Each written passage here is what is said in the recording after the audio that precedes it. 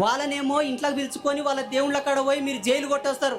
వీళ్ళతో కొమ్మంటే మీకేదో అడ్డొస్తుంది అంటే ఇక్కడ తప్పెవరిది? శత్రువు అనేవాంది ఎప్పుడు తప్పు కాదు. శత్రువు అనేవాడు మనల్ని చూస్తే గజ గజ గజ గజ వణికిండు. కిట్టూరు చెన్నమ్మ అనే ఒక మహారాణి మీలాంటి ఒక వీర వనిత ఒక ముష్కరుని ఉచ్చవోసి పంపించి దేశం నుంచి. అలాంటి వాళ్ళది మన జాతి, అటువంటిది మన రక్తం. కానీ మనం చేస్తున్న తప్పులేంటి? కులమని ఎవరినో అడ్డం పెట్టడం వల్ల ఈ కులమోని దగ్గర చేసుకుంటారు. నీ నెత్తి మీద చేయి పెడతాడు ఎవడో. రాజకీయం అనే ఉచ్చులో పడిపోయి ఈ రాజకీయ నాయకులతో చేతులు కలిపి ఈ రాజకీయ నాయకులను సర్వనాశనం చేస్తాడు ఇంకెవడో. అందుకే ఈ మాయలో మీరు పడుతున్నారని మేమందరం తపస్సులు చేసి చూసినాం.